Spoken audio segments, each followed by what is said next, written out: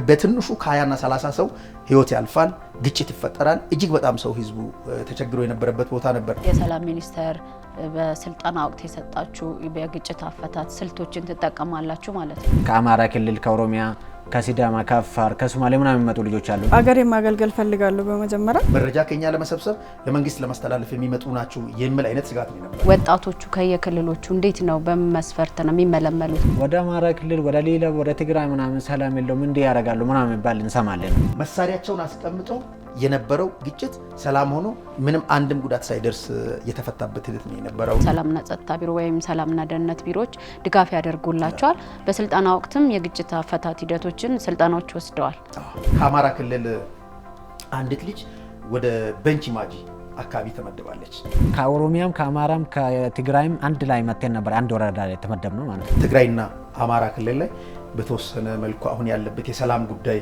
የተወሰነ ጊዜ ወጣ ገባ የማለት ነገር ነበር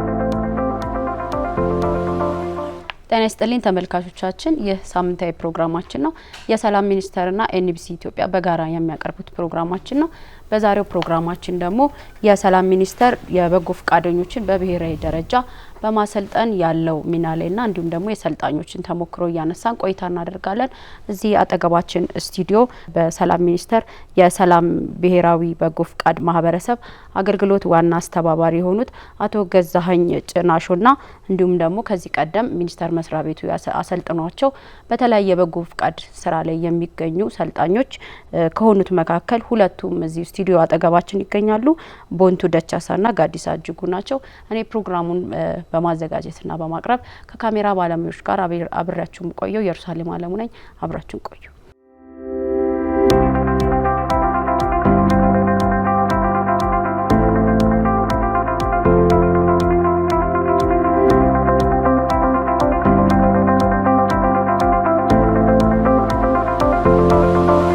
እንግዶች ሁላችሁንም ስለመጣችሁ እጅግ በጣም አድርጌ አመሰግናለሁ በሰላም ሚኒስተርና በኤንቢሲ ኢትዮጵያ ቴሌቪዥን መልካም ከርሶ ልጀምርና አቶ ገዛኛው ሚኒስተር መስሪያ ቤታችሁ በሁሉም ክልሎች የተለያየ በጎ ፈቃድ ስራ ላይ የተሰማሩ ወጣቶችን ያሰለጠናችሁ መልሳችሁ ለማህበረሰቡ ታቀርባላችሁ ምናልባት ሚኒስተር መስሪያ ቤታችሁ ይሄን የበጎ ፈቃድ ስራ በማሰልጠን ረገድ የተሰጣችሁ ከምን አንፃር ነው ይሄ ሚና እናንተ ጋር ያረፈው በመጀመሪያ ደረጃ ኢየሩሳሌም በጣም ለማመስገን ፈልጋለሁ ይሄን እድል ስለሰጣችሁን እንደ ተቋምም ከኛ ተቋም ጋር እንዲህ አይነት ትልቅ አገራዊ ተልእኮን በጋራ ለማህበረሰብ እንዲደርስ በማድረግ ረገድ ስለተባበራችሁ ኤንቢሲም በሚኒስትር መስሪያ ቤቱ ስም በጣም ለማመስገን ፈልጋለሁ ይሄን ያህል ካልኩ ምናልባት አሁን ያነሳሽው ነገር ትንሽ የተወሰነ ነገር ለማንሳት ያክል ይሄኛው ተልእኮ ወደኛ ሲሰጥ የተሰጠበት ምክንያት በአዋጅ ነው የተሰጠው አሁን ላይ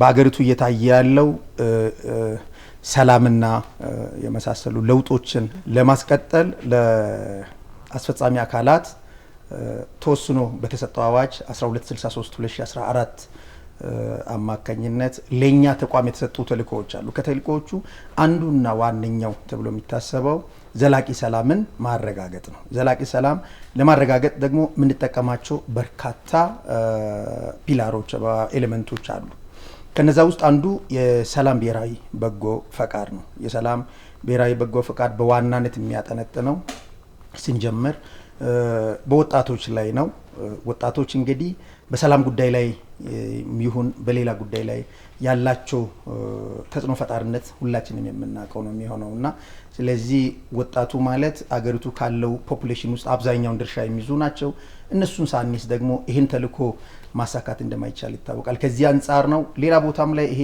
ብሔራዊ ይሄ በጎ ፈቃድ ነው የሚባለው ይሰራል አሁን ለምሳሌ ሴቶችና ማህበራዊ ጉዳይ ሚኒስቴር ሌሎችም ተቋማት ይሄን ስራ የሚሰሩ አሉ ለኛ የኛን ለየት የሚያደርገው በዋናነት የሚያጠነጥነው ለተቋሙ ከተሰጠው ተልእኮ ጋር ላይ ነው የሚያደርገው አንዱ ሰላምን ዘላቂ ሰላም ማረጋገጥ ነው ሁለተኛው ደግሞ የብሔራዊ መግባባትን ማጎልበት ነው በሌላ በኩል ደግሞ አገራዊ አንድነት ማምጣትና ከነዚህ ጋር የተያያዙ ተልእኮችን ለማረጋገጥ ነው የተሰጠው።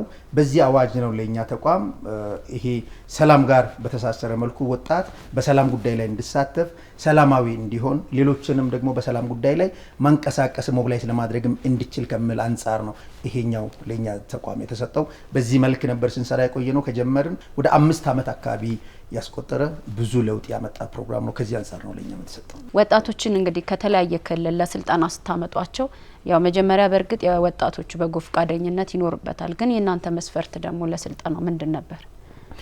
እኛ ያው ስልጠናውን ስንሰጥ ከወጣቶች ልዩነትን ፈጥረን አልነበረም ስንመለመለ ነበረው። እንግዲህ ያው አንድ ጊዜ ስልጠና ስንሰጥ አጠቃላይ አገሪቱ ላይ ላለው ወጣት በአንድ የተደረሽ ማድረግ አይቻልም። የተወሰነ በእቅድ ነው የሚሰራው። በእቅዱ መሰረት ወጣቱን እንዴት ነው እዚህ ላይ ኢንጌጅ እንዲያደርጉ ማድረግ የሚቻለው የሚለው የራሱ የሆነ እቅድ አለው። ስለዚህ ወጣቶች አጠቃላይ አገሪቱ ላይ ያሉ ወጣቶች በተቻለ መጠን የሚመዘገቡበት ዌብሳይት አለ። እኛና አንድ ተቋም አለ ይሄኛው ከኛ ጋር በጋራ ሆኖ ያበለጸገው። ስለዚህ አንድ ላይ ሆነን ያበለጸግነው ዌብሳይት አለ። በዚህ ሶፍትዌር አማካኝነት ነው ምዝገባ የሚካሄደው። ምዝገባውም ከተካሄደ በኋላ ምናልባት እኛ ለስልጠና የምንፈልገው በአንድ ዙር 20 ወይ 10 ሺህ ሊሆን ይችላል። የተመዘገበው 50 እና 60 ሺህ ከሆነ ሲስተሙ ለእያንዳንዱ ክልል የሚሰጥ ኮታ አለው። ኮታው እዛው አካባቢ ያለው በሰንሰስ የተረጋገጠ የወጣቶች ፖፑሌሽን አለ። ምን ያክል አለው? አማራ ክልል ላይ ምን ያህል፣ ኦሮሚያ ኦር ሳሙኤል ሌሎችም ክልል ላይ ያሉ የወጣቶች ቁጥር ምን ያህል ነው? ከዚህ ውስጥ ምን ያክል ፐርሰንት ነው ከእያንዳንዱ ክልል ለዚህኛው ስልጠና መውሰድ የሚችለው የሚለው የራሱ ኮታ አለው። በኮታ ሲስተም ነው የሚወስዱ። በኮታ ሲስተም ሲወስድ የትኛው ሲስተም ይከተላል? ቀድሞ ለመጣ ቀድሞ እድል ይሰጣል።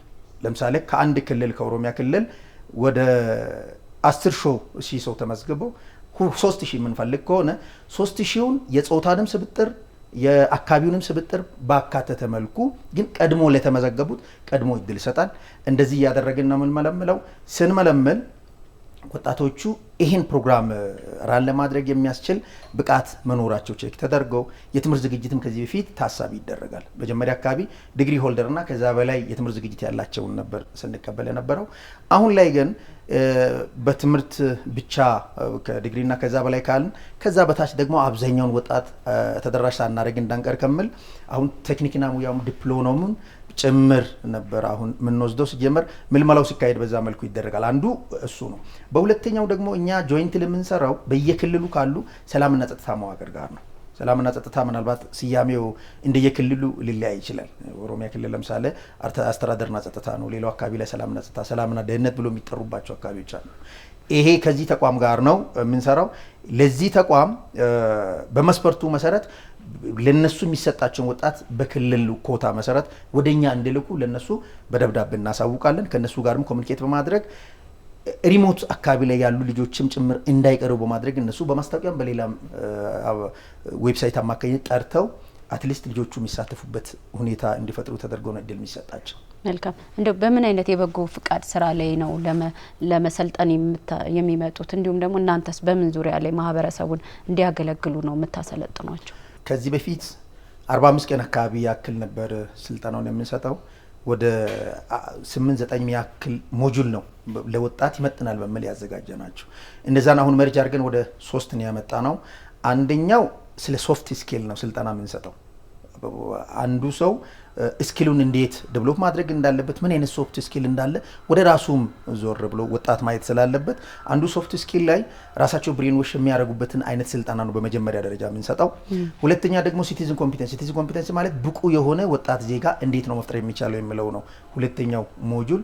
በሶስተኛ ደረጃ ኔሽን ቢልዲንግ ነው። ኔሽን ቢልዲንጉ ላይ ብዙ ነገርን ያካትታል። ኔሽን ቢልዲንግ አንደኛ ወጣቱ በአገር ግንባታ ላይ ያለው ሚና ምንድነው የሚመስለው? ምንድነው ኮንትሪቢዩት ማድረግ ያለበት? ግዴታውስ ምንድነው?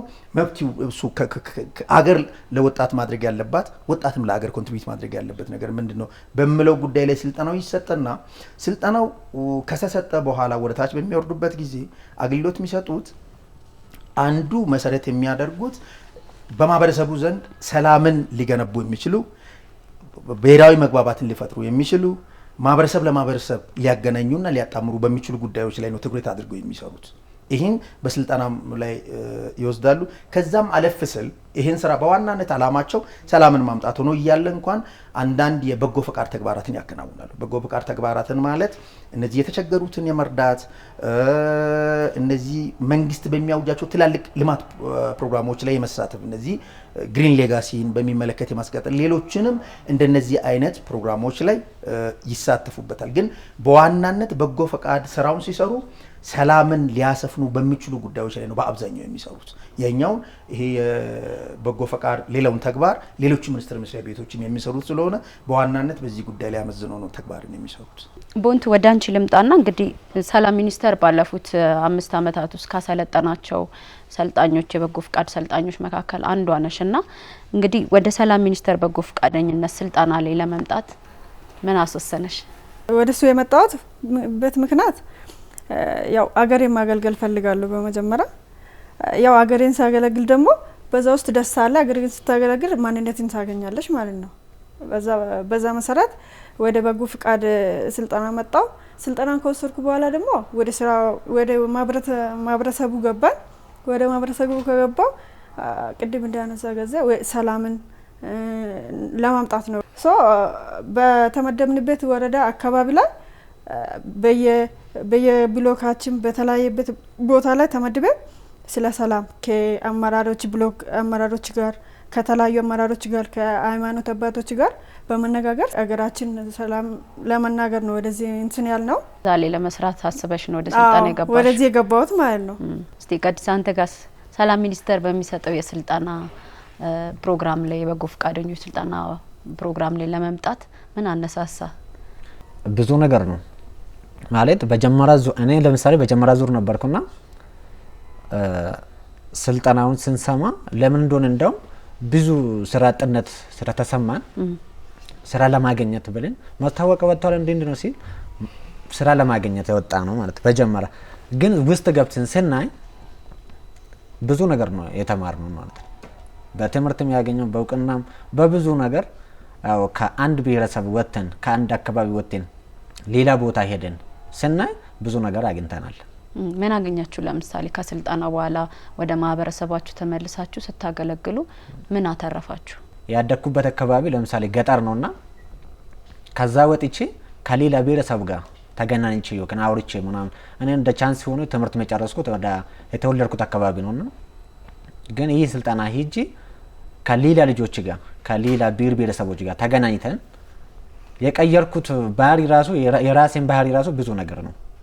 ለምሳሌ እሱን የቀየርኩት እዛ ሆነን ወደ ሌላ ቦታ የምናየው ነገር እና እዛ ደርስ የምናየው ነገር ይለያያል። ከአማራ ክልል ከኦሮሚያ ከሲዳማ ከአፋር ከሶማሌ ምናምን የሚመጡ ልጆች አሉና ከነሱ ጋር ስንገናኝ ብዙ ነገር በመተሳሰብ ምን እንደሆነ ሁሉም በእንትን ተቀየራናል። ስልጣና ከወሰዳችሁ በኋላ በበጎ ፈቃድ ስራ የምትሰማሩት እዛው አካባቢ ላይ ሳይሆን ሌላ ክልል ሊሆን ይችላል ከናንተ አካባቢ ውጪ ጎዳና ላይ ያሉት እናት አባት የሌሉት ደብተር ዩኒፎርም የሌሉትን እነሱ በሱ መሰረት አዘጋጅተን አሰባስበን ለነሱ ደብተር በመግዛት እስክሪፕቶ ዩኒፎርም በመግዛት በየአካባቢያችን በተመደብንበት ስራዎችን ብዙ ስራዎችን ሰርተናል ማለት ነው።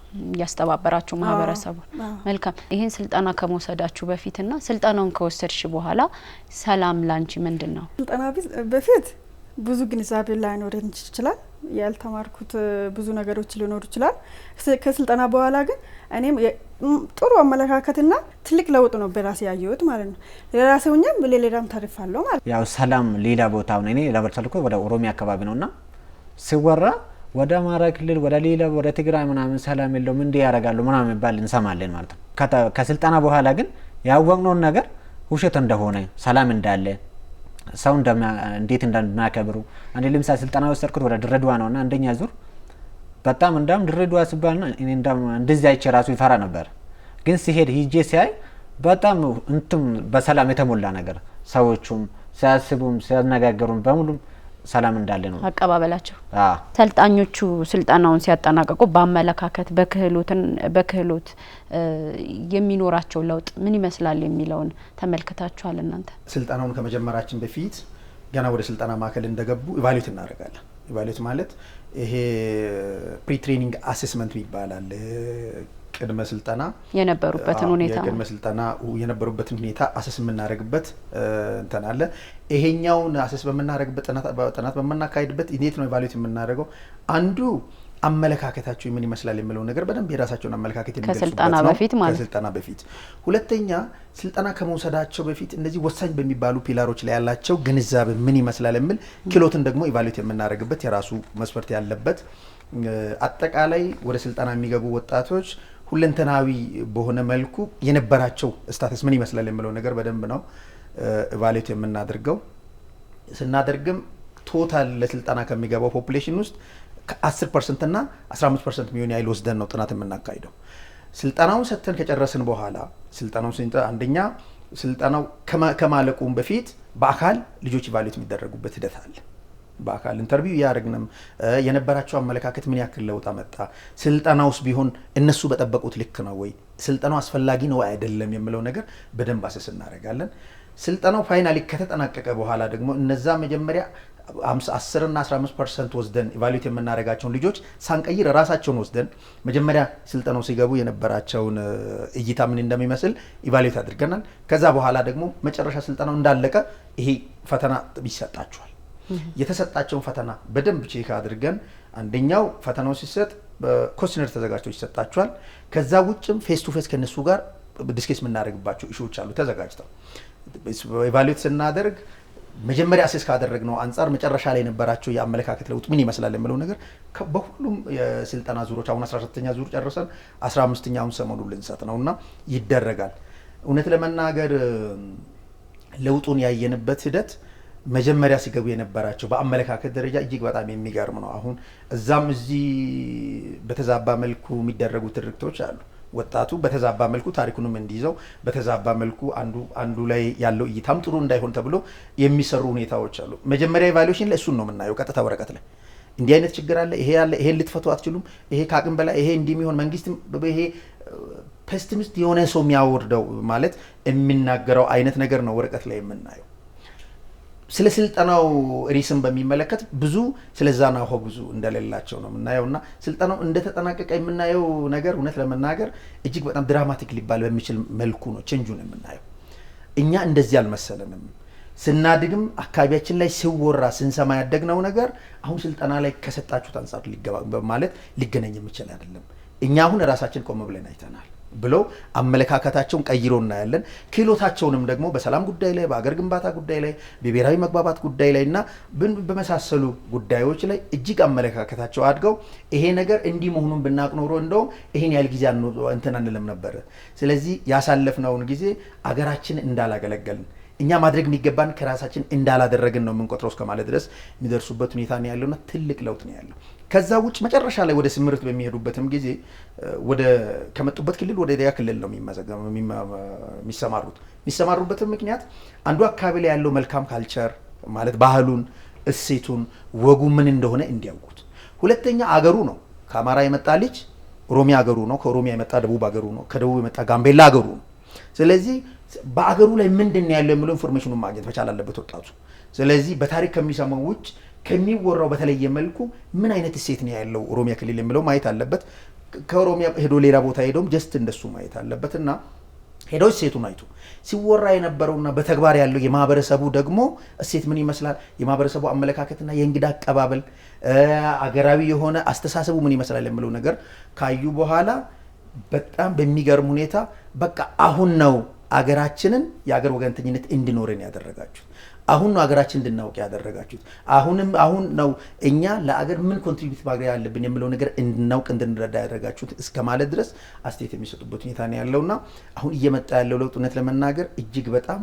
ትልቅ ነው ብለን የምንወስደው ለውጥ እየመጣ ነው ያለው ምን ያክል በሺ ደረጃ ከሆነ ምናልባት ምን ያክል ወጣቶችን አሰለጠናችሁ ከጀመራችሁበት ጊዜ ጀምሮ ከጀመርንበት ጊዜ ጀምሮ ዋይዞ ትንሽ እስከምትኑን እንድትይዙ በሶስት ነበር ዘርፍ ነው ስልጣናውን የምንሰጠው አንደኛው መደበኛ የብሔራዊ በጎ ፍቃድ ስልጣና ይባላል ይሄ ስልጣና 33 ቀን ስልጣና ዩኒቨርሲቲ ላይ ቅድም በድህረ ገጽ ተመዝግቦ ምናምን ይመጣሉ ያልናቸውን 33 ቀን ስልጣና ይሰጣል ከዛ በኋላ ለ6 ወር ማህበረሰብ ለማገልገል የሚሰማሩበት ነው ሁለተኛው ስልጣና የሚባለው የአካባቢ በጎ ፈቃድ ይሄ ሎካል ቮለንተርስ ትሬኒንግ ብለን የምንጠራው የሀገራችን ባይዘው ልዩነት ኢንሰንስ የሃይማኖት ልዩነት ጎሳ ልዩነት ብሔር ልዩነትና ምንላቸው ልዩነቶች ከክልል አይደሉም ከወረዳ ከቀበሌም ልዩነት አለ። ስለዚህ እዛው ቅርበት ላይ ያለው የአካባቢ ላይ ያለው ልዩነትም እንኳን በአግባቡ መረዳት ስላለባቸው እዛው ወረዳ ውስጥ ያሉ ልጆች እዛው ሰልጥነው እዛው ቅርብ ለቅርብ ያሉ ቀበሌዎች ላይ ስዊች ተደርጎ የሚያገለግሉበት ነው። 2 ቀን ስልጠና ይሰጣቸዋል፣ 45 ቀን አገልግሎት የሚሰጡበት ነው። ሶስተኛው ደግሞ የክረምት በጎ ፈቃድ ስልጠና የሚባል ነው። ይሄኛው የዩኒቨርሲቲ ላይ ያሉ ልጆች ከተመረቁ በኋላ ሳይሆን ከመመረቃቸውን በፊት አትሊስት በዚህ አስተሳሰብ ተቀርጾ መውጣት አለባቸው ከሚል ታሳቢ ለነሱ የ2 ቀን ስልጠና ተሰጥቶ እነሱም 45 ቀን የሚሆን ያክል እዛው አካባቢ ዩኒቨርሲቲ ኤሪያ ላይ ያለውን ኮሚኒቲ ሰርቭ የሚያደርጉበት አይነት ስልጠና አለ። አሁን መጨረሻ ላይ ዘንድሮ ወጣቶችን ብቻ በዚህ ልክ ይዘን አጠቃላይ ያላነሰ 130 እና ከዛ በላይ ሚሊዮንን ሰው አድሬስ ማድረግ ከባድ ስለሆነ ፍጥነትን መጨመር አለብን በሚል አጠቃላይ ኮሚኒቲውን ማሰልጠን አለብን በሚል እንደውም ዘንድሮ 2 ሚሊዮን አካባቢ ይዘን እየሰራን ያለ ነው። ያ ማለት ዲያስፖራውንም ማሳተፍ አለብን። ሲቪክ ማህበራት በዚህ መሳተፍ አለባቸው። ከኤሌመንታሪ ጀምሮ ያሉ ተማሪዎች በዚህ መሳተፍ መቻል አለባቸው። የሀገር ሽማግሌዎች፣ ሃይማኖት፣ እነዚህ አጠቃላይ የማህበረሰብ አካላት የሆኑ ሰዎች ሁሉ እዚህ ኢንጌጅ እንዲያደርጉና የዚህ አካል እንዲሆኑና ሰላምን እንዲደግፉ ከማድረግ ረገድ አሁን የማህበረሰቡንም ጭምር ስልጠና ለመስጠት ስትራቴጂ ተቀርጾ እየተካሄደበት ያለበት ሁኔታ ነው ያለው። በዚሁ የማህበረሰቡን ሳንጨምር ዘንድሮ ገና ስለጀመርን ከ120 ሺህ በላይ ወጣቶችን አሰልጥነን በዚህ ፕሮግራም ላይ እንዲሳተፉ አድርገናል። መሬት ላይስ ያለውን እንቅስቃሴ በተግባር እንዴት ገመገማችሁት? አላማ ሚት ያደረገ ነው ወይ አይደለም የሚለው ነገር በደንብ ነው የገመገምነው። አንዱ ቅድም በምንለው አይነት ሰፋ ባለ ጥናት ያየንበት ሁኔታ ነው ያለው። ብዙ ስቴክሆልደሮችን በማሳተፍ አገልግሎት ሰጪ አካል፣ አገልግሎት ተቀባይ የሆኑ ማህበረሰብን፣ አገልግሎት ሰፖርት የሚያደርጉ የተለያዩ አካላት አሉ። መንግስትም መንግስታዊ ያሉ ድርጅቶችም ይህን ፕሮግራም ሰፖርት የሚያደርጉ አሉ። ሁሉን ባካተተ መልኩ ምን ያክል መሬት ላይ ለውጥ እያመጣ ነው፣ አላማው ምን ያህል እያሳካ ነው የሚለው ነገር ከ3-4 ጊዜ በላይ በተደራጀ መልኩ የኛ ተቋም ብቻ አይደለም፣ እኛ አገልግሎቱን የምንስተባብር ስለሆነ ኤክስተርናል በድም ያስፈልጋል በሚል ሁሉ ሰው በተሳተፈበት ጥናት ተካሂደው እጅግ ውጤት እያመጣ እንደሆነ የተረጋገጠበት ሁኔታ ነው ያለው። ቅርብ ጊዜ የፓርላማ ላይ የሰላም ጉዳዮችና የውጭ ግንኙነት ቋሚ ኮሚቴ ሁሉ 3-4 ቦታ ላይ ሄዶ ቼክ አድርጎ እየመጣ ያለውን ለውጥ ራሱ የመሰከረበት፣ ህዝቡም አሁን መጀመሪያ አካባቢ እንደውም ማንሳተ ላይ ቀላንሳለሽ እነዚህን ልጆች የመጀመሪያና ሁለተኛ ዙር ላይ ስናሰማራ ህዝብ ጋር ሌላ ስጋት ነው የነበረው። የመንግስት ጆሮ ናቸው በተለምዶ ሲባል የነበረው መረጃ ከኛ ለመሰብሰብ ለመንግስት ለማስተላለፍ የሚመጡ ናቸው የሚል አይነት ስጋት ነው የነበረው። ከ3ኛ ዙር ጀምሮ ልጆቹ እየሰሩ ያሉትን ነገር አገራዊ የሆነ ተልዕኮ እያሳኩ መሆኑን ሲያዩ አሁን እንደውም ስንመድብ አጋጣሚ አንዳንድ ቦታ ላይ ቁጥራቸው ከምናሰለጠናቸው ልጆች አንጻር አነስ ካለ ህዝቡ እየጠየቀኝ ነው ያለው። ይሄ ማለት ለምንድን ነው ለኛ ያነሰው? እነዚህ ልጆች ከመጡ በኋላ አንደኛ እኛ አካባቢም ተለውጧል፣ እኛም በእኛ ውስጥ በመካከልም አንድነት መጥቷል። ከዛም አለፍ ስል እኛ አካባቢ ላይ ያሉ ወጣቶች የነዛ የበጎ ፈቃደኛ ወጣቶች አራያ ተከትለው እየተለወጡ ያሉበት ሂደት ነው ያለውና ለምን ጨምራችሁ ለኛ አትመድቡልንም እስከ ማለት ድረስ እየመጡ ያሉበት ሂደት ነው ያለው። የተሰሩ ነገሮችን እንደውም ሰዓት አልወሰድብሽ ብጠቅስ እጅግ በጣም ብዙ እንደው ለምሳሌ ምን አከናወኑ? ከአማራ ክልል አንዲት ልጅ ወደ ቤንች ማጂ አካባቢ ተመድባለች፣ ወደ ሰንትራል ሶሪ ሳውዝ ዌስት ኢትዮጵያ። በጣም የሚገርመው የ6 ወር አገልግሎት ጊዜዋን ስታጠናቅቅ የአካባቢ ችግር በደንብ አጥንታ ማለት ስልጠና በተሰጠው መልኩ በደንብ አጥንታ ተማሪዎች በአግባቡ የትምህርት አገልግሎት እያገኙ የተመደበችበት በጣም ሪሞት የሆነ ኤሪያ ነው። የትምህርት አገልግሎት እያገኙ አይደለም። ምን ማድረግ አለብን በሚል ወንድሟ ጋር ኮሚኒኬት አድርጋ መዋዕለ ህጻናት ትምህርት ቤት ነው የከፈተችው። ትምህርት ቤቷ አሁን 6ኛ ክፍል ድረስ ደርሶ ወደ ከ300 ህጻን በላይ ማለት እድሜ ደርሶ ትምህርት አገልግሎት ማግኘት ያልቻሉ ልጆች ትምህርት እያገኙ ያሉ። ማን ነው ድጋፍ የሚያደርግላቸው ለሚሰሯቸው ስራዎች? ቴክኒካል ድጋፍ በእኛ በኩልም አንድ ይደረጋል። ሁለተኛ እዛው በቅርበት ያለው ከኛ ጋር የሚሰሩ ቅድም ብዬሻለሁ ሰላምና ጸጥታ መዋቅር ከኛ ጋር ነው የሚሰራውና በቅርበት እነሱ ሰፖርት ያደርጋሉ። የአስተዳደር አካላትም ይደግፏቸዋል። ከዛ አለፍ ስል በየጊዜ እኛም ለነሱ ስትራቴጂክ በሆኑ ጉዳዮች ላይ መደገፍ ሲኖርብን እናደርጋለን። የፋይናንሻል ድጋፉን ግን በጣም የሚገርመው ሌላውንም ሰው ሳትጠይቅ ራሷ የፋይናንስ ምንጯ ወንድሟ አድርጋ ነበር ይሄን ስራ የሰራችው እና እንደውም የማህበረሰብ ትስስርም ለመፍጠር የምንሰራው አንዱ ፒላር አለና እዛው ቦታ ላይ የቤተሰብ ትስስር ከፈጠረች በኋላ እዛ ቤት ካለው ልጅ ጋር በጋብቻ ሁሉ ተሳስረው አሁን ለሁለት ሆነው ይሄን ትምህርት ቤት እየመሩ ያሉበት ነው ያለው። የም ማለት ሴንትራል ኢትዮጵያ ላይ እዚህ ያለው የም ወረዳ ከአማራ ክልል አንድ ልጅ ሄዶ በ6 ወር ውስጥ ኢማጂን በ6 ወር ውስጥ የአካባቢ ባህል፣ እሴት፣ ቋንቋ፣ የማህበረሰብ አኗኗር ዘይቤ በሚመለከት እጅግ በጣም የሚገርም መጽሐፍ ጽፎ እኛም እዛ ያለው የመንግስት መዋቅር ሳፖርት አድርጎት መጽሐፉን ወደ ገበያ ያቀረበበት ሂደት ነው ያለው። ሌሎችም አካባቢዎች ላይ ሰዓት እንትን ለማለት እንጂ እጅግ በጣም ሰፋ ያሉ በጥናትና ምርምር ላይ የተደገፉ በርካታ ተግባራት እየተከናወኑ ነው ያሉ ከዚህ ስልጠና በኋላ። 12ቱንም ክልሎች ተደራሽ ያደርጋሉ ይሄ በጎ ፍቃድ ስራ ያደርጋል። ያው 12 ክልልና 2 ከተማ አስተዳደር ያለው ሁሉም ጋር ነው ተደራሽ የምናደርገው። እንደውም አጋጣሚ አሁን የትግራይና አማራ ክልል ላይ በተወሰነ መልኩ አሁን ያለበት የሰላም ጉዳይ የተወሰነ ጊዜ ወጣ ገባ የማለት ነገር ነበር። ስለዚህ ወጣ ገባ ብል እንኳን እዛ አካባቢ ላይ ኮሚኒቲም ሰርቪስ ማግኘት መቻል አለበት፣ ወጣቶችም የድሉ ተጠቃሚ መሆን አለባቸው ብለን ስላሰብን እዛ አካባቢ የተመለመሉ ልጆች እዛው አካባቢ እዛው ዩኒቨርሲቲ ኮምቦልቻ ዩኒቨርሲቲና አድግራት ዩኒቨርሲቲ ላይ ስልጠና ወስዶ እዛው ተሰማርቶ ሁሉ ለኮሚኒቲ አገልግሎት እንዲሰጡ ሁሉ ያደረግንበት ዜት ነው ያለው። ሁሉንም ተደራሽ ነው የምናደርገው። በኢትዮጵያ ዘላቂ ሰላም እንዲሰፍን እንደ ሰላም በጎ ፍቃደኛ ሰልጣኝ ወይም በስራው ላይ እንደተሰማራ ለማህበረሰቡ ምን አይነት ሰው ሆኖ መገኘት አለበት ከሌላው ማህበረሰብ ተለይቶ ያለሽ? እኛ ከህብረተሰቡ ተለይተን ህብረተሰቡን ማስተማር ነው ያለብን። ከህብረተሰቡ ጋር መግባባት አለብን በመጀመሪያ ማለት ነው። አካባቢውን ማስተማር፣ ወጣቱን ማሰልጠን፣ ግንዛቤ መስጠት፣ በየትምህርት ቤቱ ግንዛቤ መስጠት፣ ማስተማር፣ ስለ ሰላም ማስተማር፣ ከሃይማኖት አባቶች ጋር በመሆን ስለ ሰላም ማውራት። በስልጠናም ሆነ በአገልግሎት ወቅት ያጋጠማችሁ ነገር ካለ እስኪ? ከቋንቋ ችግር ውጭ ምንም ያጋጠመን ችግር የለም። አንዳንድ ግን አሁን ያየሁት ስልጠና ላይ ሆኜ ሳይሆን አሁን እሱን ጨርሼ ስራውን እየሰራው ያው ከዚህ ፕሮግራም አልወጣውም ስራ ላይ ነኝና ስናሰራ ልጆቹ የሚለበሱት ቲሸርት መለያ ነገር አለው ከሰላም ሚኒስቴር የሚሰራ ማለት ነው። እሱን አስለብሰን ስናሰራ በጀመራ ዙር እንደው እነኚህ ልጆቹ ማን ናቸው የሚባል ስንሰራ ስራ ምንድነው የምንሰራው? አቅም ደካሞችን ስናግዝ ቤት ምናምን ስንሰራቸው ይሄ ሁላ ሳይሆን ቀለም ምናምን ስንቀባ የአቅም ደካሞችን እነኚህ ኬት መጥቶ ነው ምንድነው የሚሰሩት? ግን ጉዳት ምናምን አያደርሱብንም፣ ይጠይቁናል ማለት ችግር የችግር ደረሰብን ምንለው እነኚህ ናቸው እንጂ ሌላ ችግር የደረሰብን ችግር የለም። ሁላችንም ከተለያየ ክልል ስንሄድ የተለያየ ሌላ ውስጥ የገባ ብዙ ችግር ውስጥ የነበረ ልጆች ይኖራሉ። ለምሳሌ በቃ የተለያየ ሱስ ውስጥ የገቡ ልጅ ወጣቶች አሉ።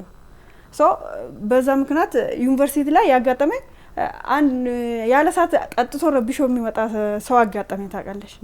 እነዛን ሰው የት ክላስ ነው ማን ነው ያን በክላስ ላይ የሚያስተባብረው ሰው ማን ነው ብለን ያን ልጅ ጥናት ተደርጎበት በቃ ትምህርት እንዲወስድ በምክር አገልግሎት ምክር ተደርጎላት እንደዚህ አይነት ያጋጠሙ ችግሮች ነበሩና ትምህርቱን ወስዶ ወደ ራሱ ተመልሶ ነገሩን ያስተካከለበት ምክንያት ነው ያለ። ወደ ህብረተሰቡ ስንገባ አይ በፍቅር ነው የገባ ነው። እኛ ያው በደስታ ነው አቀባበል ያደርጉልን ስነ ስርዓት ነው እንግዲህ ህብረተሰቡን ተቀላቅለን ስራችን ስንሰራ የቆየ ነው ማለት ነው። ለሀገር ዘላቂ ሰላም ግንባታ ተቋማችሁ ሰልጣኞችን ብቁ አድርጎ በማፍራት ረገድ የተወጣው ሚና ውጤታማ ነው ብላችሁ ታስባላችሁ? ስልጠና በምንሰጥበትም ጊዜ ይሄ ኔሽን ቢልዲንግ ላይ አንደኛ መጀመሪያ ስለ ስኪል ነው፣ ስለ ስኪሉ ራሱን እንዲያውቀው አሁን ፐርሰናልና ኢንተርፐርሰናል ስኪሉ ምንድነው እሱ ጋር ያለው የሚለው በደንብ እንዲያውቀው መጀመሪያ ይደረጋል። ከዛ በኋላ አንድ ብቁ ሊባል የሚችል ወጣት ምን አይነት ስኪሎች ሊኖሩት ይገባል የሚለው ነገር ስለ ሲቲዝን ኮምፒተንሲ ላይ ይወስዳሉ። በሶስተኛ ደረጃ ኔሽን ቢልዲንግ ነው ቅድም ያልኩት። ኔሽን ቢልዲንጉ ላይ ስናሰለጥን በዋናነት የሚያጠነጥነው ከሰላም ጋር የተያዙ ጉዳዮችን ነው። አንዱ ለዘላቂ ሰላም እሴት ግንባታ ምንድነው መደረግ ያለበት፣ አገሪቱ የምትከተለው ስትራቴጂ፣ ለዛ ደግሞ ስትራቴጂ ሰፖርት ለማድረግ ከወጣቱ ምንድነው የሚጠበቀው፣ ከተማረ ሰው ምን ይጠበቃል የሚለው ነገር በደንብ እንዲረዱ ይደረጋል። ከዛ በኋላ ይሄን ደግሞ ሰላምን እንደ አገር ካልቸር ለማድረግ የሰላም ባህልን ለመገንባት ሰላም የተወሰነ ጊዜ ብቅ ብሎ መጥፋት ያለበት አይደለም። ምክንያቱም ሰላም ሁለንተናዊ ነው። ሰላም ድንበር የለውም። ሰላም በሌለበት ሌላ ነገር ማሰብ እንደማይቻል በደንብ እንዲረዱ እናደርጋለን። ከዛ በኋላ በመጀመሪያ ደረጃ የምናደርገው ወጣቱ አንደኛ ስራ አጥ ነው። ሲመጣ ስራ ያለው ወጣት አይደለም አብዛኛው የሚመጣው ከስራ አጥነት ዲግሪ ይዞ ዲፕሎማ ይዞ ማስተርስ ይዞ ስለ የሌለው ወጣት ነው መጀመሪያ የሚመጣው። ምን ያክል ቻሌንጅ እንደሆነ ታውቂያለሽ። እንግዲህ አንዳንዱ በብሶት ወደ ሌላ ሱስ ውስጥ ራሱን ያስገባ እስቲ አይችልም መለስ ምን እንደሆነ ብሎ የሚመጣ አለ፣ ገብቶትም ተሳትፎ የሚመጣ አለ። ስለዚህ ይሄን በመጀመሪያ ደረጃ እኛ የምናሰለጥነው የሰላም አስፈላጊነቱ በደንብ እንድንረዳ እናደርጋለን። ከዛም አለፍ ስል ሰላም ከየት ነው የሚጀምረው? ከግለሰብ ይጀምራል። ራሱ ሰላማዊ እንዲሆን ከዚህ በፊት የነበረው ትሬንድ ምን ይመስላል? አሁንስ ስልጠና ላይ ምንድነው ማድረግ ያለበት? ከስልጠና በኋላስ ከሚሰለጥነው ወጣት ምንድነው የሚጠበቀው የሚለውን ነገር በደንብ እንዲረዳ በማድረግ ነው ስምርት የሚሰጠው። ስምርት ከተሰጠን በኋላ ባይዞ ወጣቱ በሄደበት አካባቢ ላይ ሌሎችን ወጣቶች አራያ አድርጎ የሚያስከትል ስለ ሰላም ዘብ የሚቆም ስለ ሰላም ሰባኪ እንዲሆን ነው የሚደረገው። ባይዞ አብዛኛው አካባቢ ላይ የግጭት ችግር ያለባቸው ኤሪያዎች ላይ ሁሉ ሳይቀር ሰላምን በማስፈን ከራሳቸው ሰላማዊ ከመሆን አልፈው ሰላም በማስፈን ነገር ግን እጅግ በጣም የሚገርሙ ተግባራትን ያከናውኑት። ለምሳሌ ለአብነት አንድ ልጥቀስልሽ፣ ያው ዝም ተብሎ የሚባል አይነት ነገር እንዳይመስል ሲዳማ ክልል ሲዳማና ወደ ሲዳማ ግሩፕትና ያለበት አካባቢ እዛው ወሰን ላይ ኦሮሚያ ክልል አለ። የኦሮሚያ ክልል አንድ ወረዳና ሲዳማ ክልል ለዘመናት ለ20 ምናምን ዓመት ነበር ግጭት የነበረው። የግጭቱ መነሻ ግጦሽ መሬት ላይ ባለመግባባትና የኔነት እንትን ነበር ጥያቄ ነበር። ከዛ የተነሳ በርካታ ጊዜ በሲዳማም በኩል በኦሮሚያም በኩል ያሉ የመንግስት መዋቅር በጣም ሞክረዋል እና ብዙ በየአመቱ በትንሹ ከ20ና 30 ሰው ህይወት ያልፋል፣ ግጭት ይፈጠራል። እጅግ በጣም ሰው ህዝቡ ተቸግሮ የነበረበት ቦታ ነበር። እንደ ጋዲሳ መጀመሪያና ሁለተኛ ዙር የነበሩ ኦሮሚያ ክልል እዛ አካባቢ ላይ የተመደቡና ሲዳማ ክልል ላይ የተመደቡ ወጣቶች ተነጋግረው ያው ሁሉም አካባቢው ላይ ይሄ ኢንዲጂነስ ኮንፍሊክት ሪዞሉሽን ሜካኒዝም አለ። ይሄ ባህላዊ የግጭት አፈታት ስርዓት አለ። ሲዳማ ላይ ምንድነው ያለው? የሆነ አፊኒ የሚባል ግጭት አፈታት ስርዓት አለ። እንደውም ዩኒስኮ ላይ ለማመሰብሰብ ሲንቀሳቀሱ የነበርንበት ገዳ ሲስተም አለ። ኦሮሚያ ክልልም ላይ ተገዢ የሚሆኑበት ሰው ገቨርን የሚደረግበት እጅግ በጣም ስትሮንግ የሆነ ስርዓት አለና የሁለቱን ስርዓት በደንብ አጥንተው እዛ አካባቢ ያሉ ባለድርሻ አካላት የሀገር ሽማግሌ የገዳ ሲስተሙ የሚመሩ አካላትን ጨምሮ አወያይተው እዚህ በኩልም ያለው የሲዳማ አመራርን አወያይተው ፎር ሰርፕራይዝ ሁለቱን አግባብተው ችግሩ ለዘመናት የቆየውን ችግር ልጆች ራሳቸው ፈተው እዛ ሲያጋጫቸው በነበረው ቦታ ላይ በግጦሽ መሬት ላይ ችግኝ ነው የተከሉት። የሁለቱንም አካባቢ የነበሩ ማህበረሰብ በማሳተፍ ችግኝ ተክለው ይሄ ለእናንተ ለዘላቂ ሰላም ምክንያት የሚሆንበት እንጂ የምትጋጩበት አካባቢ መሆን የለበትም በሚል እንትን ብለው እስከ ዛሬ ድረስ በጣም የሚገርመው ምንም አይነት ግጭት አይደለም። ግለሰብ ከግለሰብ ተጋጭቶ እዛ አካባቢ አያውቅምና እጅግ በጣም ራሳቸው ሰላም በመሆንም ረገድ ሰላም በማስፈንም ረገድ ሰላማዊ የሆኑ ሌሎች ወጣቶችን አራያ አድርጎ በማስከተልም ረገድ ሰፊ ስራ እየሰሩ ነው። ስለዚህ እኛ እንደኛ እንደውም ካሰብነው በላይ ውጤት የመጣ እንደሆነ ነው እያሰብን ያለነው። መልካም እንግዲህ ከሰልጣኞች መካከል በተለይ አሁን አንዳንድ በአማራ በትግራይና በኦሮሚያ ክልል ግጭቶች አልፎ አልፎ በሚታዩባቸው አካባቢዎችስ እነዚህ ወጣቶች ምን እየሰሩ ነው? ያሰማራችኋቸው እናንተ አሉ ወይ? አንዳንድ ያው ስምርትን በምናደርግበት ጊዜ ኖርማሊ ይታወቃል የሚሰማራ ወጣት አክቲቭ የሆነ ግጭት ባለበት አናሰማራ። አክቲቭ የሆነ ግጭት ለሌላ ችግር ውስጥ የሚያስገባ ግጭት ባለበት ተቋም እንደ ተቋም ያን ግጭት ካረገበ በኋላ ሰላም ካሰፈነ በኋላ ነው እንትን የምንለው። የተወሰኑ አለመግባባቶች ማህበረሰብ ውስጥ ባለበት አካባቢ ላይ ወጣቶች ይመደባሉ። እነሱ ከተመደቡም በኋላ አንዳንድ ጊዜ አለመግባባትና ግጭት የሚፈጠርበት ሁኔታ አጋጥሞን ያውቃል። በጣም የሚገርመው አንዳንዱ አካባቢ ላይ ያው ማህበረሰብ ተኮር ግጭትን ለመፍታት የመጀመሪያው ጉዳይ ማህበረሰብ ተኮር ውይይትን ማካሄድ ነው። ማህበረሰብን ስለ ሰላም አስፈላጊነትን ማስተማር ነው። የመጡ ልጆችም የራሳቸው ሰላምን ለማስፈን እዛው አካባቢ ላይ ከክልል ተሻግረው የመጡበትንም አላማ ለነሱ በደንብ ማስረዳት ነውና ብዙ አካባቢዎች ላይ ግጭትን መፍታት እንዳለባቸው የግጭትን የሚያስከትለው ጉዳት ምን ያክል እንደሆነ በደንብ ማህበረሰቡ እንዲረዳ ከመነሻው ማለት ነው ከመነሻው ጀምሮ ከመስራት ረገድ ብዙ ስራ ነው የሰሩት። ባይዘው የኛ ዋናው አላማ ይሄ የተቸገሩትን መርዳት፣ ቤት መስራት፣ ጎዳና ተዳዳሪዎችን ማንሳት፣ ስራ እድል መፍጠርና መሰል በጎ ፈቃድ ስራዎች ሚንስ ናቸው ለኛ ምክንያት ናቸው እንጂ ዋና አላማችን አይደለም። ዋና አላማው ሰላምን ማምጣት ነው፣ ህብረ ብሔራዊ አንድነትን መፍጠር ነው፣ ማህበራዊ ትስስርን ማጎልበትና መሰል ተግባራት ላይ ነው የሚሰሩት እና ይሄን ያደርጋሉ። ለአብነት ልጥቀስልሽና ወላይታና ይሄ ሲዳማ አካባቢ ላይ አጋጣሚ ልጆች ተመድበው እዚህ አባላ ዙሪያ የሚባል ወረዳ አለ እና ልጆች ተመድበው ባሉበት የሆነ ጊዜ ግጭት ተፈጠረ። ሁለቱም በኩል ያሉ ማህበረሰብ አካባቢ ላይ ቀጥታ ወደ ግጭት አፈሙዝ እዛም ያሉ እዚህም ያሉ መሳሪያ ይዘው ነበር ተነስተው የነበሩ። እኛ የምንሰጣቸው ቲሸርት አለ፣ ስለ ሰላም የሚሰብክ ቲሸርት አለ ለበጎ ፈቃደኞች የሚሰጥ። በሁለቱም በኩል የነበሩ ወጣቶች ቲሸርት ለብሰው በማህበረሰቡ መሀል ላይ እንዲህ አይነት አክቲቭ የሆነ ግጭት ባለበት እጃቸውን ዘርግተው እኛን አልፋችሁ እርስ በራሳችሁ ትመታታላችሁ። እኛ ይኸው የሰላም ልጆች ነን፣ ከሌላ አካባቢ በጣም ልጆቻችሁ ነን፣ ለምን ይደረጋል በሚል እውነት ለመናገር መሳሪያቸውን አስቀምጠው የነበረው ግጭት ሰላም ሆኖ ምንም አንድም ጉዳት ሳይደርስ የተፈታበት ሂደት ነው የነበረውና ግጭት ባሉባቸው አካባቢዎችም ላይ ኮሚኒቲ በማስተማር ባለድርሻ አካላት እንዲሳተፉ በማድረግ እና የግጭት አስከፊነትን በደንብ ለማህበረሰቡ በማስረት ሰላምን እያሰፈኑ ያሉበት ሂደት ነው ያለው። ምናልባት እንደው በሰልጣኞች መካከል አለመግባባቶች ቢፈጠሩ ሚኒስቴር መስሪያ ቤቱ በባለሙያ እንዴት አግባብቶ ወደ መስመራቸው ሊመልስ ይችላል? በሀል ላይ ፕሬዘንቴሽን ይሰጣቸዋል። ከዛ በኋላ ሲንዲኬት ሩም ላይ ውይይት አለ። ሲንዲኬት ሩም ላይ ለሚደረገው ውይይት ምደባም ሲካሄድ አንድ አካባቢ ላይ የመጣ ሰው አይደለም አንድ ሲንዲኬት ሩም ላይ ውይይት የሚያደርገው። ቢቻል በተቻለ መጠን ከ14ቱም አካባቢ ላይ የመጡ ልጆች አንድ ክፍል ላይ አንዳንድም ቢሆን ሆኖ ይሄ ዳይቨርሲቲ ባካተተ መልኩ ውይይት እንዲደረግ ይደረጋል እና አንዳንድ ናሽናልም አንዳንድ ያልተግባባናባቸው ጉዳዮች አሉ አይደለ?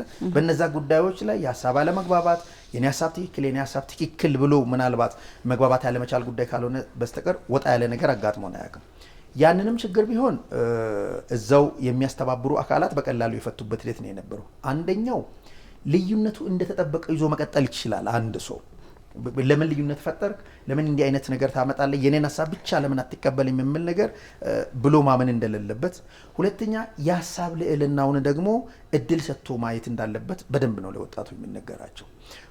አሁን በምናነሳቸው ጉዳዮች የሀሳብ ልዩነት እንኳን ቢፈጠር ለሀገሪቱ ትልቅ ጥቅም ሊያመጣ የሚችሉ የሚለው የትኛው ነው የሚለው ነገር ከሰላም ጋር አስተሳስሮ በደንብ እንዲያዩት ስለሚደረግ በቀላሉ ሲፈታ ነበር የመጣው። የሀሳብ ልዩነት ነው። የሀሳብ ልዩነቱንም ደግሞ በመድረክ ላይ ቁጭ ብሎ በወንበር ዙሪያ መፍታት እንዳለባቸው በተሰጣቸው ዳይሬክሽን መሰረት ልዩነቱ እንደውም በውስጡ ቢይዝ እንኳን በአግባቡ ተነጋግሮበት ተግባብቶ ምን ሊያዩበት ሂደት ነው ስቲል የተፈጠረ የመጣው እንጂ ጫፍ የወጣ አንዱን ከአንዱ ጋር ቅድም ባልናቸው ልዩነቶች የሚያጋጭ አይነት ትልቅ ነገር ተፈጥሮ አያውቅም። ተመልካቾቻችን እየተከታተላችሁት የሚገኘው የኤዲተሮች ጠረጴዛ የተሰኘውን የሰላም ሚኒስቴርና ኤንቢሲ ኢትዮጵያ ቴሌቪዥን በጋራ በመተባበር የሚያቀርቡትን ሳምንታዊ ፕሮግራማችን ነው። በዛሬው ፕሮግራማችን ደግሞ የሰላም ሚኒስቴር በብሔራዊ ደረጃ በጎ ፈቃደኞችን በማስተባበር እየሰራቸው ያሉትን የተለያዩ ተግባራትና እንዲሁም ደግሞ ሰልጣኞች ከስልጣናቸው በኋላ እያደረጓቸው ያሉ ማህበረሰቡን በማገልገል ላይ የሚገኙ ወጣቶች ምን አይነት ተሞክሮች እያገኙ ነው የሚለውን እዚህ ስቱዲዮአችን ጋብዘን ውይይት እያደረግን ነው። አብራችሁን ቆዩ። በጎ ፍቃድ ስራ ሲሰራ ያው ደሞዝ የለው ካላችሁበት አካባቢ ውጪ ወደ ተለያዩ ገጠራማ አካባቢዎች ልትመደቡ ትችላላችሁ። እነዚህን ሁለት ተግዳሮቶች እንዴት አጣጥማችሁ ነው በጎ ፍቃድ ስራችሁን እየሰራ ያላችሁት? ለሌሎችም ማራያ እንዲሆን እስቲ እንደው ተሞክራችሁን ብታካፍሉን። ለደሞዝ ብዬ አይደለም ሰራ እኔ ያለ ደሞዝ መስራቴ በጣም ደስተኛ ነኝ ማለት ነው። ለምን ስንት እውቀት ነው ያገኘው፣ ስንት ራሴን ያገኘውበት ነው። እዛ ላይ ሁኜ ደግሞ ነጻ ሰርቪስ ሲሰጠው በጎን ደግሞ የራሴ ስራ እየሰራው ራሴን እያሻሻልኩበት ሁኔታ ነው ያለው። በሰዓታቸው መጠቀም ነው። የበጎ ፍቃድ ትሰራለሽ፣ በሺፍትሽ ደግሞ በሰዓት መጠቀም ነው። በቃ በሰዓትሽ ከተጠቀምሽው ራስሽን ትለውጫለሽ ማለት ነው። ሰልጣኞቻችሁ አሰልጠናችሁም ወደ ማህበረሰቡ የቀላቀላችኋቸውና አገልግሎት እየሰጡ ያሉ በጎ ፍቃደኞች ከ6 ወር በኋላ ሰርቲፊኬት ከሰጣችኋቸው በኋላ ምንድን ነው የሚያደርጉት? ከዛ በኋላ ሚሽናቸውን ጨረሱ ወይስ ምንድን ነው? የ6 ወር አገልግሎት ካጠናቀቁ በኋላ አገርን ስላገለገሉ ያው ሪኮግኒሽን እንዲሆናችሁ በሚል ሰርቲፊኬት ይሰጣችኋል። ከዛ በኋላ ኖርማሊ 6 ወሩ የመጀመሪያ ተርሙን ኮሚኒቲን ሰርቭ እንዲያደርጉ አገር እንዲያገለግሉ እንጂ ከዛ በኋላ የአገር አገልግሎት ያበቃል ማለት አይደለም። በዘላቂነት እዚች ሀገር ላይ እስካሉ ድረስ አገርን የማገልገል የአገር ሰላምን የመደገፍ እና መሰል ከወጣት የሚጠበቀው ነገር ማድረግ ግዴታቸው ነው ብዬ ነው የምወስደው። እኛ ምንድነው የምናደርገው? አሁን ላይ አንድ ማህበር አሶሲዬሽን ያቋቋመ ነው አለ። ይሄ ብሔራዊ በጎ ፈቃደኛ ወጣቶች ማህበር የሚል ወደ 50 ሺህ የሚሆን ከ50 ሺህ የሚበልጥ ወጣቶችን ያቀፈ ያው አሶሲዬሽኑም የሚመሩ ከነሱ ከሰለጠኑ ልጆች የተሻሉ የምንላቸው ልጆች የሚመሩበት የነሱ ራሳቸው ፈንድ እየፈላለጉ ታላላቅ አገራዊ ለሆኑ ጉዳዮች የሚያውሉበት አይነት አሶሲዬሽን ፎርም ተደርጓል። ስለዚህ አሁን አሶሲዬሽኑ ቅርብ ጊዜ ህጋዊ ሰውነት አግኝቶ ምን ብሎ እንቅስቃሴ እየጀመረ ያለበት ነው ያለው። ይሄም ያካተው ማንን ነው? ይሄን ስልጠና ወስዶ ማህበረሰብን አገልግለው ሰርቲፊኬት አግኝቶ ኤግዚት ያደረጉ ልጆች ሁሉ የሚሳተፉበት ነው። ስለዚህ የራሱ የሆነ ትልቅ አላማ ያለበት ነው። ቀጣይ ይሄ ከፖስት ዲፕሎይመንት በኋላ ማለት አገልግሎትን ካጠናቀቁ በኋላ መልሶ ደግሞ አገሪቱን መደበኛ ተግባራቸውንም ጭምር እየሰሩ እንዴት ነው ማገልገል የሚገባቸው የሚለውን ነገር መስራት እንዲችሉ የሚደረግበት የራሱ የሆነ ሌላ እንትንም አለ። ይሄ አገልግሎት ሰጥቶ ሲጨርሱ መጨረሻቸው አይደለም። እንግዲህ ሰልጣኞች ስልጣናቸውን ከጨረሱ በኋላ በሁሉም ክልሎችና በሁለቱ ከተማ አስተዳደሮች የመጡበት አካባቢ ብቻ ሳይሆን ወደ ሌሎችም ክልሎች ባህልንም ወግንም ሌሎች ሴቶችንም ሼር እንዲያደርጉ ጭምር ነው የምታሰማሯቸው። ምናልባት በስነ ልቦና እንዲሁም ደግሞ የአእምሮ ዝግጅት እንዲያደርጉ ምን አይነት ሙያዊ ድጋፍ ከእናንተ ተቋም ታደርጉላቸዋላችሁ? ኦኬ ባይዘወይ ስልጠናውን በምንሰጥበት ጊዜ ስልጠናው ብዙ ኤሌመንቶችን ነው የያዘው። ይሄ የሞጁል ትሬኒንግን ብቻ አይደለም እናሰለጥናችሁ። ከሞጁል ትሬኒንግ ባለፈ የካልቸራል ኤክስቼንጅ ዴይ ይባላል፣ የባህል ልውውጥ ቀን የሚባል እዛው ዩኒቨርሲቲ ላይ ስልጠና ሲወስዱ አንዱ የአንዱን ካልቸር አንዱ የአንዱን ባህል በአግባቡ የሚለምድበት የራሱ የሆነ አንዱ የስልጠና አካል ነው። ከዩኒቨርሲቲም ነው የምታመጧቸው ሰዎችን ከፌደራል ፖሊስ ጋር ተነጋግረን በደንብ በዚህ ጉዳይ ላይ ብቁ የሆኑ ሰዎችን አግሪመንት ፈጥረን ነው እነሱ ናቸው የሚያሰለጥኑት ነው ማለት የዩኒቨርሲቲ ተማሪዎች ከዩኒቨርሲቲም ነው የምታመጡት ወይ ማለት ነው? አይደለም ባይዘው የመጀመሪያ ግልጽ ካላረኩኝ የኛ ልጆች ለስልጠና መልምለን ከጨረስን በኋላ የኛ የስልጠና ማዕከል አይደለም ያለን። ስልጠና የሚሰጣቸው ባይዘው ዩኒቨርሲቲዎችን አነጋግረን ከዩኒቨርሲቲዎች ጋር አግሪመንት ፈጥረን ለዛ ለሚያወጡት ወጪ የሚያስፈልገው ነገር በእኛ ሚኒስቴር መስሪያ ቤት በኩል ከቨር ተደርጎ ዩኒቨርሲቲ ላይ ነው ስልጠና የሚሰጣቸው። በጎ ፈቃደኞች የ33 ቀን ስልጠና የሚወስዱት ባይዘው ዩኒቨርሲቲ የተለያዩ ዩኒቨርሲቲዎች ላይ ነው። ዩኒቨርሲቲዎች ላይ ስልጠና ሲወስዱ ስልጠናው ከሞጁል ባለፈ ሌሎችም እነዚህ ከባህል ውጥ ስነ ልቦና ዝግጅት እንዲያደርጉ የሚያስፈልጉ ጉዳዮችም የስልጠና አካል ናቸው። ስለዚህ እርስ በርስ ራሳቸው ልጆች እርስ በርስ አንዱ የአንዱን ባህል አንዱ የአንዱን እሴት አንዱ አንዱን የሚያስተምርበት አይነት አንዱ የስልጠና አካል ነው። ሁለተኛ ልጆች እንደመጡ ዶርም ማረፊያ ሲሰጣቸው ማረፊያ ከአንድ አካባቢ ለመጡ ልጆች አንድ ላይ አይደለም የሚሰጠው። ከተለያዩ አካባቢዎች የመጣ አንዳንድ እየተደረገ 20 ወይ 10 ልጅ 8 9 ልጅ ካለ 9ኙም ከተለያዩ አካባቢ የመጡ ልጆች አንድ አካባቢ ላይ እንዲሆኑ። ለምን በስልጠና በ33 ቀን ውስጥ የምንሰጠው ነገር በቂ ላይሆን ስለሚችል እዛው በሚያድሩበትም አካባቢ አንዱ ከአንዱ ጋር ልምድ ልውጥ እንዲያደርጉ ስለሚፈለግ እንደዛ ነው የሚደረገው። ከዛ ማለፍ ስልጠናው ባህል ከተሰጠ በኋላ ሲንዲኬት ሩም ላይ ይሄ ውይይት ቦታው ላይ ውይይት በሚያደርጉበትም ወቅት ይሄን ዳይቨርሲቲ ታሳቢ ባደረገ መልኩ ነው የሚካሄደውና እንደዚህ ነው የሚመደቡት። እዛው ቦታም ላይ ልምድ ይለዋወጣሉ። ከዛ ማለፍ ስል ሰልጣኝ የሚመጣና ያሰለጥናል። ስለ ካልቸር ስለ አካባቢ እሴትን በሚመለከት ስልጠና እንዲሰጥ ይደረግላቸዋል። ስለዚህ በከዚህ አንጻር እነሱ ብቁ አድርገን ስለነበራ ዝግጅት እንዲያደርጉ አድርገን ነው የምናሰማራቸው። ስልጠናቸውን ጨርሰው ወደ ማህበረሰቡ ካሰማራቸው በኋላ ምናልባት ግጭቶች ሲነሱ የበጎ ስራ ጎን ለጎን ሲሰሩ ግጭቶች ሊነሱ ይችላሉ። ግጭቶች ከተነሱ ምናልባት እንዴት አድርገው መፍትሄ መውሰድ እንዳለባቸው በእናንተ በኩል የሚደረግላቸው ቴክኒካል ድጋፎች ምንድን ናቸው? ይሄ ኔሽን ቢልዲንጉ ላይ ስለ ሰላም እሴት ግንባታ ስለ ሰላም ባህልን ግንባታ በሚመለከት ከዛ ውጭ የግጭት አፈታት ስርዓት የግጭት መከላከል አፈታት ስርዓትን በሚመለከት በደንብ ነው ስልጠና የሚሰጣቸው። አንደኛ ከዛ ስልጠናም በተጨማሪ ስምርት በምናደርግበት ወቅት ልጆቹን ዝም ብለን ውሰዱ ብለን አይደለም ለክልል የምንሰጣቸው። በክልል ልጆቹን ከመስጠታችን በፊት ከእያንዳንዱ ክልል አንዳንድ ተወካይ ከሰላምና ጸጥታ ቢሮ እንዲመጣ አድርገን እነሱ በደንብ ስለ አካባቢ ላይ ያለው የግጭት አፈታት ስርዓት ምን ይመስላል፣ አካባቢው እንዴት ይቀበላል፣ ከማህበረሰብ ጋር እንዴት ነው ግንኙነት ማድረግ ያለባቸው የሚለው ነገር በደንብ ኦሪንቴሽን እንዲሰጡ አድርገን ከዛ የሚመጣው አካል ነው የተሰማራውን አካል የተመደበውን አካል ይዞት የሚሄደው። ስለዚህ እዛም ሄዶ አንደኛ ከዚህ መዋቅር ጋር አሁን ከሰላምና ጸጥታ መዋቅር ጋር ከአገር ሽማግሌዎች ከሃይማኖት አባቶችና መሰል ይሄ ግጭት በመፍታት ረገድ ከፍተኛ ሚና አላቸው ብለን ከምናስባቸው ሰዎች ጋር ጆይንትሊ እንዲሰሩ ነው የሚደረገው። ስለዚህ አካባቢያቸው ያሉ የሰላምና ጸጥታ ቢሮ ወይም ሰላምና ደህንነት ቢሮዎች ድጋፍ ያደርጉላቸዋል። በስልጠና ወቅትም የግጭት አፈታት ሂደቶችን ስልጠናዎች ወስደዋል። ማህበረሰቡን እያገለገላችሁ እያሉ አለመግባባቶች ሊፈጠሩ ይችላሉ፣ ሊያጋጥሟችሁ ይችላሉ። ስልጠና ላይ የሚሰጣለ ግጭት አፈታት ላይ የሚሰጣለ ኔሽን ቢልዲንግ ላይ ብዙ ስለ ግጭት ስለ ሰላም ስለምናምን ምን ሰጠው ነገር ስላለ በሱ እንትን ነው የምንፈታው። ለምሳሌ አሁን ቢነሳ ብለን ብናስብ አሁን ከአማራ የመጣና ከደቡብ የመጣ ልጅ ስራ ላይ ሲጣሉ ወይ የሆነ ነገር እሱን ለመፍታት ከፈለግን በመነጋገር በሰላም አይ አንተ እንዲህ ሳይሆን እንዲህ ማድረግ ነበረብክ እንዲህ ነው ብለን በስማማት እንጨርሳለን ማለት ነው። ስለዚህ የሰላም ሚኒስቴር በስልጠና ወቅት የሰጣችሁ የግጭት አፈታት ስልቶችን ትጠቀማላችሁ ማለት ነው። እሱን ተጠቅመን እንፈታለን።